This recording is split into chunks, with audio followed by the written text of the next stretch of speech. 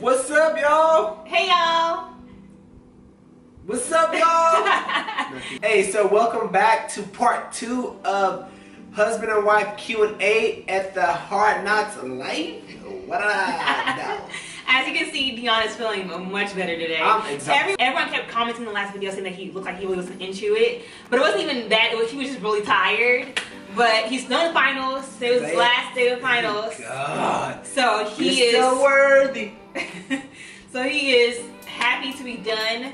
He has 2 weeks off. How you feeling, babe? I'm feeling good. But I feel better as soon as we get down. So let's get straight into these questions. Alrighty. Go ahead. All right, y'all. So the first question is from Oh Kitty Girl. Yeah. Hey, oh Kitty Girl. It says, "What are your views on being celibate in or waiting till marriage?" I can't really answer that question because I had a child out of wedlock. So yeah. So I don't know. But what I will say that it is a personal perspective. Decision. Yeah, personal decision, personal perspective. And if you do it, I would suggest that you commit to a 100%. I suggest that you, if you're going to be celibate, don't do anything. Like, you commit your body to God and you give your body to your husband when the time is right, or after when you get married. I mean, of course, as us being Christians, in the church and just the Bible and just, God, of course, wants to wait till marriage. So that is, the ideal. We all know at the end of the day, it's your own personal decision. If you do it, you do it. If you don't, you don't. Me and Deon judge what you do. It ain't our business. So, I personally think that, like I said, it is your personal decision. But if you do it, safe sex is the best sex. Whatever you're doing, if you're doing it, the most important thing is that you're safe. Just don't do it. Yeah, or just don't do it at all. I don't care. It's your life. It's your life. Or don't do it at all. But if you are, but let me just say though that if you are a virgin, and you're committed to that, stick it out. Or if you're not, and you just want to, or if you want to be celibate, or rededicate your life. Commit to it. Stay strong. Don't let peer pressure sway you to make you feel like you have to do anything. Especially if you're younger, don't feel like you have to do anything just because your friends are doing it or saying that you need to do it. Yeah. Like, don't give into that. Know who you are. Be confident in who you are, and just stick it out. If you want to do it, if you want to stick to that commitment and be pure or be celibate, more power to you. Stick it out. Do it and do you. When you save something for yourself, you tend to become more of a commodity. So I say that's something more that you bring to the table. Yeah. All right. So this next question is from Donnie and Yuli. It's from Donnie M. Donnie M-A-U-L-E. I'm sorry, I don't know what's your last name, but it's from Donnie M. And the question is. So, what's one thing you wish you knew before being married? So the one thing that I wish that I knew before getting married is my same answer to the question that we answered in part 1, which was, what do we not expect? And that was just, I wish that I had knew that how much of a challenge it would be combining, I guess, joining lives with someone who, wasn't necessarily raised the same way as me, or doesn't necessarily think the same way about certain things. Like, I knew it would be a bit of a challenge, but I didn't know that it would be as real as it was. So that'd be like the one thing that I wish I knew, was how much of a challenge it would be, and how much you would have to work together and compromise in order to make the partnership work. I don't really know one thing I wish I knew before being married, because I would say coming into a marriage, I already had an idea of exactly what a husband was and how to be a husband, because I saw my grandpa do it, I saw my great grandpa do it, I saw my mom's husband do it, I saw some of my uncles do it. So I already had an idea of what a husband was and how to be a husband. So I don't really know what that one thing was. I don't know. I feel like expectation of marriage, and then one thing I wish I knew is two different things. One other thing, I'm gonna make this real quick. One other thing that I wish I had known before getting married is the fact that you have to remember that just because you would do something a certain way doesn't mean that the other person will do the same thing the same way. All right, so This next question from Bounty is, how did you deal with dating Deon knowing he had a daughter, and what was your approach? Did you have hesitations? Okay, so to answer that question, and actually this question quite a bit, but Deon actually told me about Breland on our very first date. And I'm not gonna lie, I remember whenever he first told me, I was kind of caught off guard. And then I remember specifically like going back, okay, I remember he dropped me off at the dorms.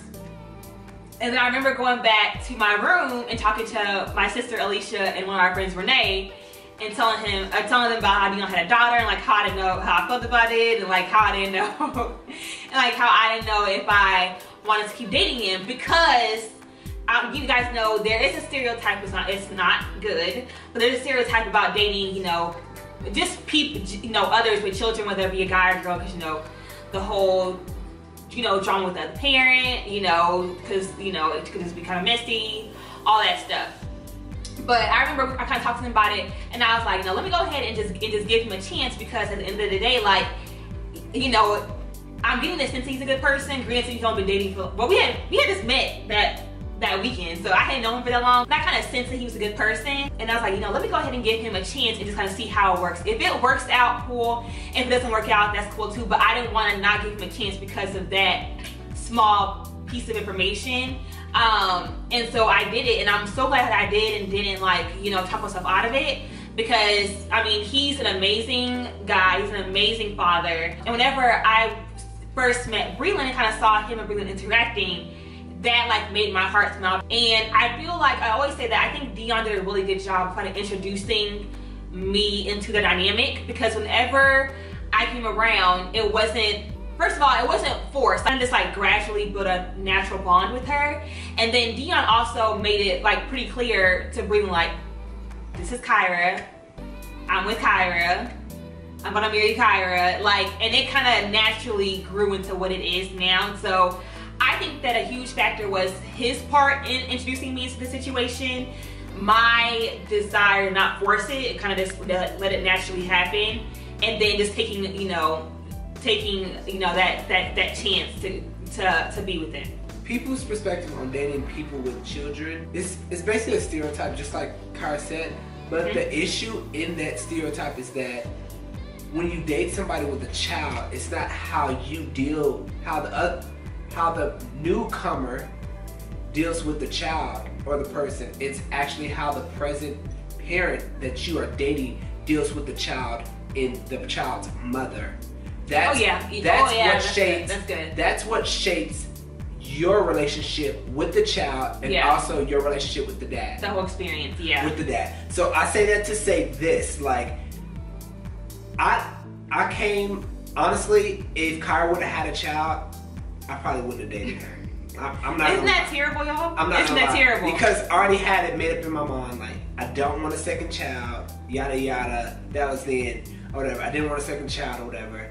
And I would fight the stereotype because I already had a child. But then I knew how I was with the child, with my child. I didn't expect Kyra to come in and do this. I didn't expect Kyra to come in to comb her hair and be her parent. I still don't expect it. Y'all, I would have to ask him, hey, do you want me to feed her? Or hey, do you want me to, to get her dressed? Or, and he would be like, no, like, I'll do it. And I'm like, babe, like, I do not mind. Like, he was very adamant about, like, not pushing her on me, which I never felt that. Like, for example, the relationship with him and her mom from the beginning, whenever we met, they were completely, there was none of that dipping over here. Like, we didn't have none of those issues. We didn't have any of that, like, they still flirting or they still have feelings for each other. None of that. It was completely, we didn't have none of those issues. See, and that made it easier. Yeah, the issue is not the child.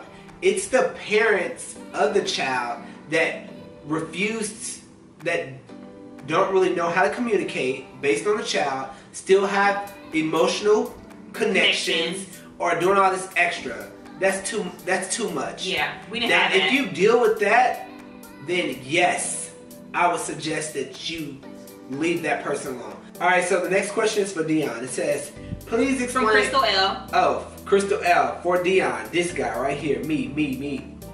Alright, so please explain your process to I'm PT program, TIA PT program. She recently finished undergrad and interested in both PT and PA. I need to do more shout out to this. Okay. All right, so basically the process for PT school, I make it short and sweet. You meet those you meet those requirements. You take the GRE, or you have a master's, and then you apply. I would suggest for PA in PT school, meet the requirements with nothing less than a B. Also, if you happen to get a C in something, just recover with an A or 2 A's in something else. So, the best thing to do is have experience. Yeah. Like, yes. Whether it's shadowing, or just volunteering, or working as a tag, or having a family doctor, or having some kind of connections that gets you in some kind of volunteer situation. That's your home kicker right there. Because if you show the interest in something and you start to develop the traits to get to where you want to be, that only strengthens your resume in your application for school. Yeah, one thing, and it wasn't for me, but one thing I'll say about Deon is, so he didn't mention that. So of course, you guys know he went to undergrad, and after undergrad, he got his master's in exercise physiology. It's like, a lot within that field.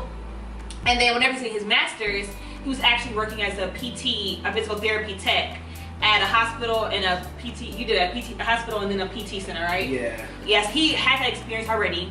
And then also throughout undergrad, he shadowed a ton of doctors. He shadowed surgeons, ER doctors, did all that in undergrad and throughout undergrad and through his master's degree. And then whenever he graduated and moved to Dallas, he was working as a clinical manager at a chiropractor's office. Again, not exactly physical therapy, but aligned within that field. And then he also took classes to strengthen his GPA. But I still have to say that even though he wasn't working as a physical therapist and like doing direct physical therapy work, all of the things that he was doing was aligned to strengthen his resume and aligned to what he wants to do at the end. So that's very, very, very, very important. Next question is from Michelle Ware. Hey, you guys, you're hilarious. Thank you, Michelle. Thanks, Michelle. It says, would you recommend moving to Dallas or Austin? Pros and cons of each. So I'll try to keep it short. I'd say I definitely out of the two, out of Dallas and Austin, I definitely recommend Dallas over Austin. Although I don't think Austin is a terrible city, it's not bad at all. The only thing for me is that I think Austin has a very unique culture, and I think that unless you really mesh with the culture and are kind of one of those people that's real laid back, real hipster, like real outdoorsy. Unless you're like that, well, if you are like that, you'll love it here. If you're not like that, you won't. And like for me, I'm not like that at all. So for me, it's been a bit of a struggle. Also, there's a lot more diversity in Dallas as opposed to Austin. It's not absolutely terrible. I don't know where I've been that's worse. I'm sure that there are places that are worse than Austin as far as diversity goes, but there aren't a whole lot of African Americans here. So that's one thing I'd say. And the food is good here, but there's food everywhere. So definitely out of the two, I'd say Dallas, but both places are pretty affordable. But Dallas is more affordable than Austin. Like the cost of living there as far as apartments, things like that, and Dallas is way better. Next question is still from Michelle Ware, and she asks, how do you pamper yourself mentally, Kyra? How do I pamper myself? That's a good question. I've actually never heard that question. Deon knows that I like a lot of alone time. So even though I love being with him, there are times where I just love just genuinely being by myself. And that can be at home by myself, just sitting down in silence, doing nothing. Or that can be out running errands by myself, or just even like driving in the car, listening to music, kind of just unwinding solo. But I truly cherish alone time. And it's funny because in college, I wasn't like that at all. Once I graduated, like the older I've gotten, the more and more I enjoy alone time. So I'll even go out to eat for myself. I'll like spend time with myself. I just love being solo. Aside from that, another thing that I do to pamper myself mentally is just worship. Like, I love praise and worship music.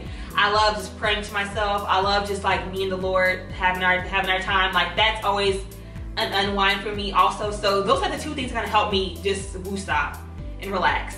Okay, so the next question is still from Michelle Ware. She had 3 questions. This last one is from me. It says, how was it, Deon, how was it when you first introduced Kyra to your daughter? It was cool. It was cool. I don't It was cool. It was like, it was nothing. Oh, it was 4th of July. It was just like, hey, Breland, this is Kyra. Kyra, this is Breland. Yeah, that was it, because the first time that I met her, it wasn't like a really long interaction. It was like I was there with this family, and her and I kind of like talked a little bit, but it wasn't like really anything big. But again, it's because I don't want to force anything, so it happened naturally. So like when I talked to her, it was like, hey, Breland. Like, that was about it. I controlled the situation to make sure that the situation was always presented with its best foot forward. I would say that. Okay, so the next question is from Michaela.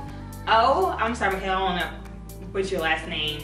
But Michaela asks us a bunch of questions, most of which we have already answered. So there's just one that we haven't answered, and that is, any advice for new graduates? She says, I'm 20 and just finished my law degree. Congratulations! Congrats. So that's kind of really broad, so I don't know what I can really say about new graduates. I mean, get a job. I don't really know what to say to that. I'm pretty sure you already begun to apply for jobs, and it's one or two that you really, really want. And sometimes things doesn't go your way, or you don't get that hire, or you don't get that call back even for an interview.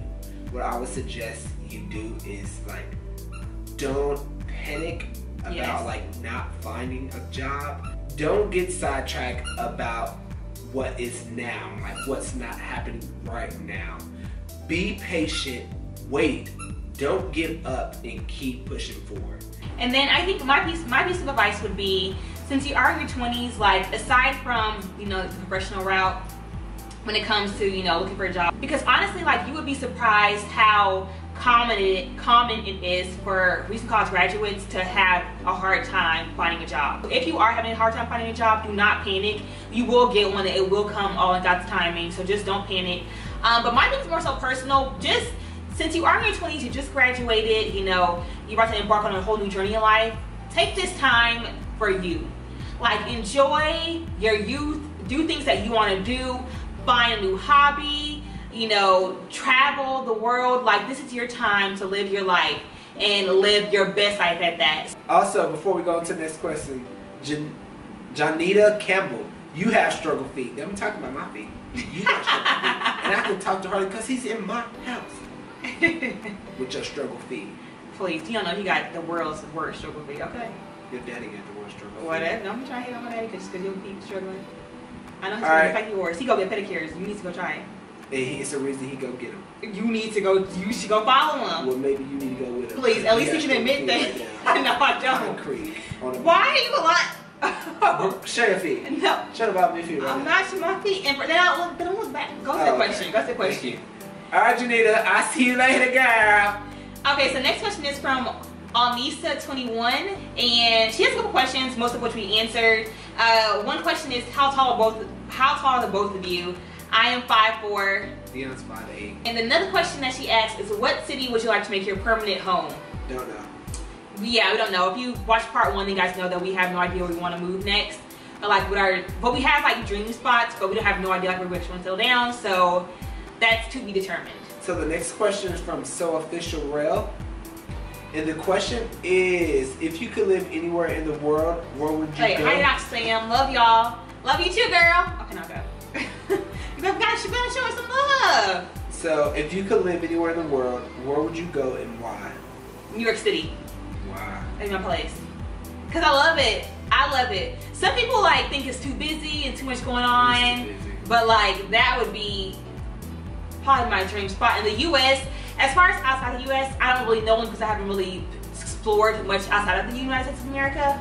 But once I do, I'll probably have a dream, like, international spot that I would love to live in. But as far as the United States of America, definitely be New York City. If I had a choice, well, I do have a choice. My favorite place that I go today would probably be either the Netherlands, or Switzerland. I like the waters.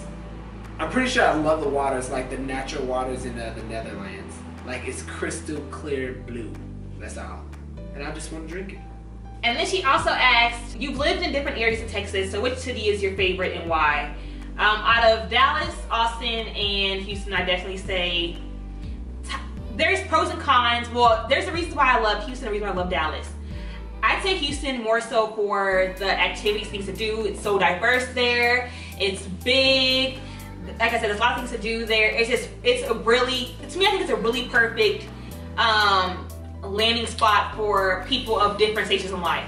Whether you're in your 20s, you know, start college, whether you're young, whether you're, you know, raising a family, whether you're old, perfect city. Dallas, I enjoy more so because of the weather. I'm a huge weather person, and the weather in Dallas is way better than Houston. Houston is always hot and very humid. Dallas, the weather is way better. It gets a lot colder. It snows there occasionally in the winter. It's not as humid. That's a huge factor to me. So, yeah, tie between Houston and Dallas. He doesn't really know. He's only lived in Dallas and Austin. And only Dallas for... It's not that I don't know. It's just that I don't care. Yeah. I don't care. Yeah. As long as I got a job and I have a family, I'm fine. All right, so this next question from Jamila. It says, how old are you guys? I'm 27, Kyra's 26. The next question from Jamila is, how does it feel to be a stepmom? It feels good. I mean, I can't really expand on it. It's something that just came with the job, so it's like it's, you know, I don't know if it makes sense, but I'd say I talked about how her and I kind of built a natural bond over time. So I think her and I are pretty we're pretty acclimated now with each other. You know, her and I, we kind of know how each other is, and then you know, Deon's mentioned how he's done a really good job of like kind of introducing us all into like this, you know, unique situation. But I love her. You guys know that I adore her, so it's good. She's a sweet girl. We don't have no issues. Well behaved. He did a really good job. So, or you know, him and her mom did a really good job. So I definitely say I was very blessed to have her. If I had to pick an ideal stepchild, it would be Breland. So the next one is, when will I be finished with school? So I'll be finished with school in about 2 years. Yeah, so I have like 5 more semesters, 5 more trimesters. All right, and then the last question is from Jamila. It says, what do you love most about marriage? I just love being able to spend my life with my best friend, my true bestie. And I always say, like, there's nothing like knowing, like, no matter what, you always have someone in your corner. Like, I always have someone, well, hopefully, if you're married, you have a situation, but I love that I always have someone in my corner rooting me on, cheering me on, pushing me, loving me. Even whenever I'm at my worst or I'm having my worst day, I always have him there to lean on, and I absolutely adore that and adore him. What I love most about marriage, one thing I think something I love most about marriage is knowing that God created someone just for me. Like, he took a part of me and made something just for me. Like, the good, the bad, the ugly, the flaws, and all. Like, it's just for me. I like that. All right, next question. All right, so this next question is from Ty Edwards. It says, what dreams do you both want to accomplish before having children? I'll go with that. I'll go first with this one. I want the world, Craig. I want everything. I can't. We both want everything. Like, I can't. For me to sit here and like spell out exactly what I want and how I want it, it would take us some time. So to make it short and sweet, like, my main goal is to be a surgeon. That's it. That's all I've ever wanted. It's gonna come to pass. Okay. So I definitely want to be successfully self-employed. You guys know this. I want to be working for myself, successfully, bringing in a pretty nice coin before I have kids. That's honestly like the biggest thing. And then I definitely want to travel some more for our kids. I want to travel a lot more before I have children. Because granted, I know that you can travel when you have kids and stuff, but it's just not the same. You know, nothing is the same. Yeah, nothing is the same when you have kids. So I definitely want to travel more, travel the world more. I want to travel the globe with him a little bit more before we have kids and making some money. Travel and making some money. All right. The dream I want to accomplish before I have a child, because we already have a child. Oh, another kiddo. But Kiddo? before we have another child, I'm not really sure, because my dream is I only have one more goal on my list, so it's not far-fetched. It's just going to take more time to accomplish it, and a child will probably be here soon before so. Okay, so the next question is from Oh Baby XO, or she has two questions. There's a serious one and a fun one. The first question is, what is one way that marriage has changed you for the better? Okay, so I'd say that one way that marriage has changed me for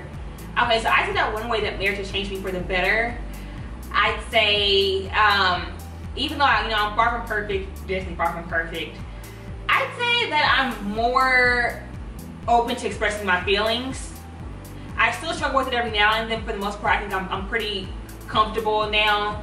It's kind of telling Deon like what I feel, even if I'm like ugly crying. Like, I'm definitely more open with my emotions, kind of just communicating how I'm feeling and what I'm feeling. I'm not sure. Why? Because every day I'm a work in progress. So every time I think I'm working on something or I'm manipulating something so that it is not changing who I am, but more to her liking, I get it wrong. So then I have to start all over. So what I would say is that when I find out that answer, probably the next like 5 years, and I finally get it right, then I can answer it efficiently. But at this moment, I would say that every day I'm learning, changing, and growing in a sense to be a better husband. Okay, and then her second funny question is, what 3 things would you say your significant other would need to survive on a deserted island, excluding water and food? So I'd say Deon would need a gym. That's it. Yeah, aside from water and food, he probably just need a gym. That's it. That would be like all he would need is a gym. Like that would be it, literally. Yeah, that's pretty much it. Maybe some music every now and then. Oh yeah, music. Okay, music. Okay, so gym, music. Oh, church. I would probably need a church. And the Bible. I guess that'd be it. Music, gym, and the Bible. Okay, so then what do you think would be my 3 things? Okay, so 3 things. First thing, what you would need is a phone for Instagram. Social media. Oh, okay. Well, I would use the phone for social media, music, yeah. pictures, email. I feel like if you have your phone, you have everything you need. Something Yeah, else that I you agree. may need. Oh, you probably need a hair wrap. Very true, a headscarf. Oh, and then she will need hair products too because she needs to wash her hair every Sunday. Yep. That's it. That's basically it. Okay, so next question is from Tina or I'm gonna say Tina. I'm sorry. I'm gonna say Ty. We don't know how to pronounce it. It's Taina. Tiana. I'm not sure to pronounce it. Sorry, girl, for butchering your name. Say Tiana. Okay, so she asked us, when do we want kids, which we already answered in part 1. Then she asked, her second question is, why do you think women or men disrespect a marital union knowing the person is married? So why do they disrespect the marital union? Yes. When knowing the person is married. That's a very good question. Good question. Very broad question. Because honestly, it's making sense to me. I don't know. Very personal. I don't know. Personal perspective. I don't get it.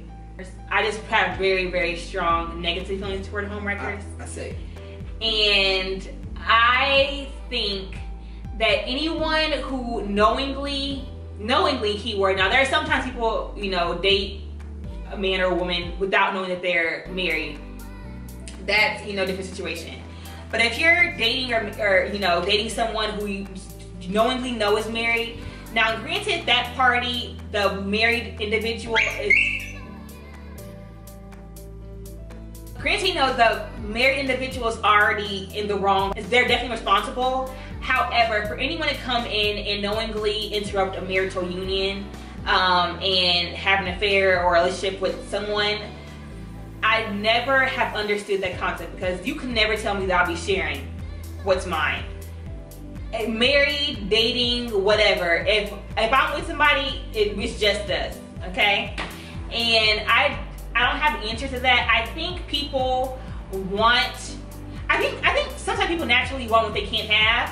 I have heard of individuals being in relationships with people who are married because they don't want the commitment, or it's just they get the easy part, you know, like where they say that the easy part without commitment or having to deal with, you know, the real stuff. They just kind of get the fun part, you know, the sex, the dates, the things like that. And I still don't understand the concept. I don't get it.